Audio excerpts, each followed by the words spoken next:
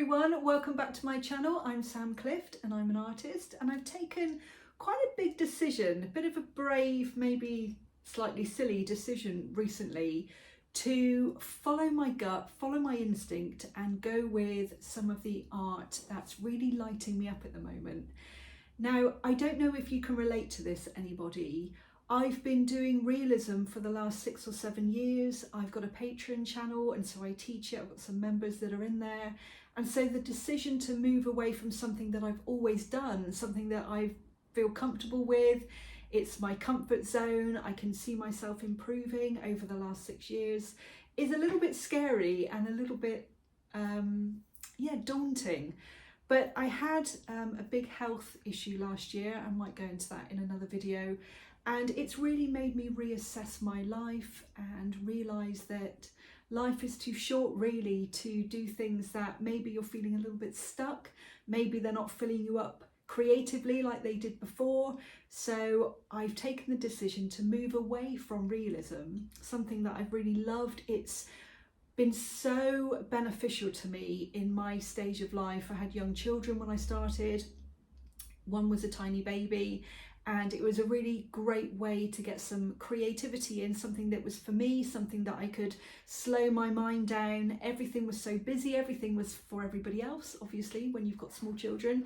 And it was just something that a little project that I could concentrate on just for me, to enable me to slow my brain down and to focus on something and to feel like I was achieving something as well, to watch myself improving over the years. Coloured pencils were amazing because they're really slow, they're mess free, you can fit them on the side of a dining table and they don't take up too much mess. If the little ones get hold of them, they're not really a big deal. There's no solvents, there's no nasties in them. Obviously you don't want them biting or playing with your expensive colour pencils, but they were a really good fit for me at the time. And something that I've really been dabbling with over the years is a little bit more freedom, a little bit more playfulness, and I've really wanted to learn how to paint properly. Now, the first thing that I did, this is probably quite obvious, is that I went into like a realistic style with my painting, and I just wasn't feeling it. Obviously, I wasn't very skilled in it. It was something that I really needed to learn. Mixing paint colours for a start. Colour pencils, you just pick them up. You do have to blend a little bit. You do need to know a bit of colour theory, but you don't have to mix them in the same way. I needed a little bit more room. And then I started dabbling with a little bit of abstract and having backgrounds that are a little bit abstract, or having an animal, which is my passion, wildlife and animals and nature. Having them kind of disappearing into the background, having splatters and splodges, and not making them too realistic, having a realistic element, but then having a really mad, vibrant, abstract element too. And again, that didn't really work. I tried that for a while and it just wasn't, something about it wasn't great. And somebody said something in a video, an artist I was watching on YouTube, and they said about your passion in your art and finding your style and finding something that you want to create. A big element of that is, what art do you enjoy? What do you like looking at? And what would you have on your walls at home? And I kind of realised that I probably wouldn't put any of my realistic animal drawings on my wall. And that really got me thinking. So I started dabbling with acrylics and having a little bit of a play with them. And I just started feeling really excited again. Now, this one was my first acrylic that I tried. Actually, that's a bit of a lie, because underneath this, and I don't know if you can see, can you see, if I look really closely, this is taken quite a few different looks.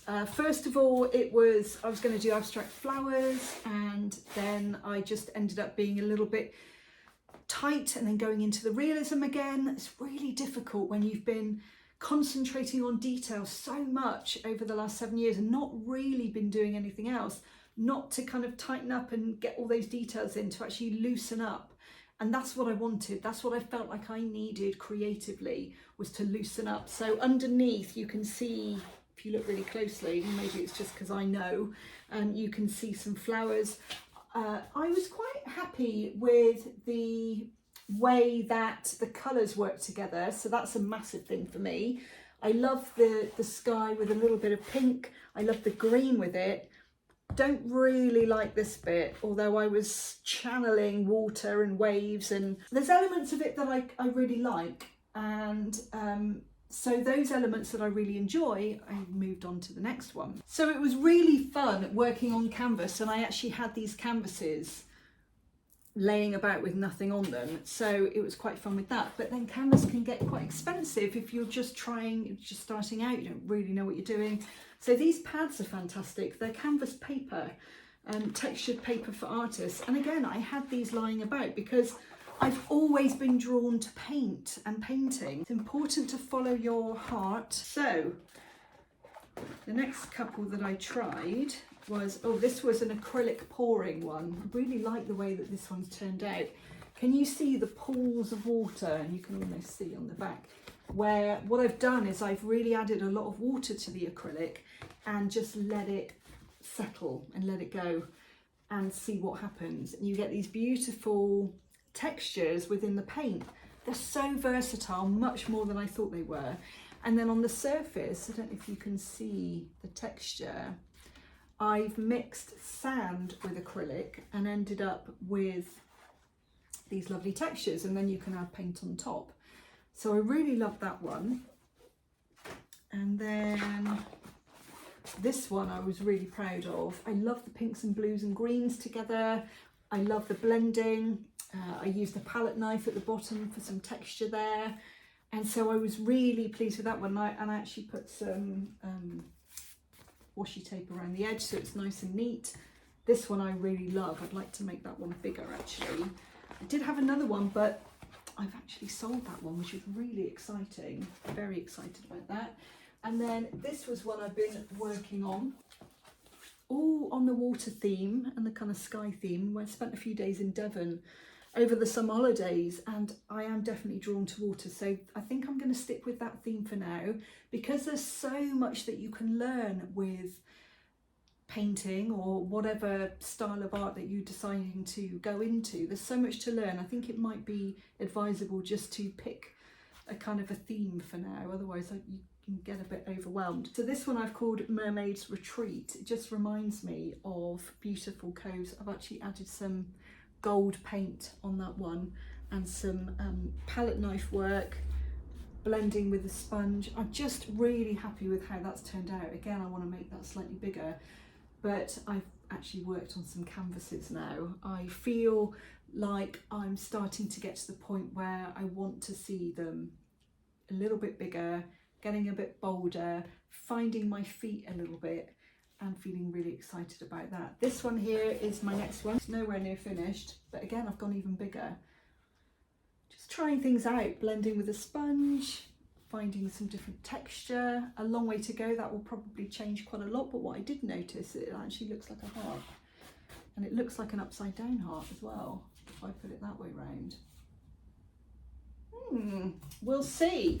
What I'm trying to do is be really intuitive, so just going with my gut, seeing how I feel, not really worrying too much about the outcome. I think the reason I have been drawn to abstract work, it's so different from realism, so you can't really get them confused. I feel really excited to learn new things, and I just think it's a feeling. I get a lot of emotions coming up with it. I feel really excited. I feel like I can be expressive. I feel like I'm not being restricted by a reference photo or anything like that. It's all my imagination and my inspiration. Not that there's anything wrong with realism at all. I still love it, and I think I probably will dabble with it still, but I also feel like it's okay to give yourself permission that if you're not feeling it so much anymore, then you are allowed to experiment and dabble with other things. It can be a little bit frightening. If you have quite a commission portfolio for maybe pet portraits or wildlife art, then you can always have a little side project, and it might be that you naturally flow into that. You don't have to completely do a 360 like I've done. But what I was finding was I feel like my potential customers or clients or commissions or collectors probably weren't feeling the same amount of energy or passion that I used to have with my realism. And so hopefully that's coming across with this new style.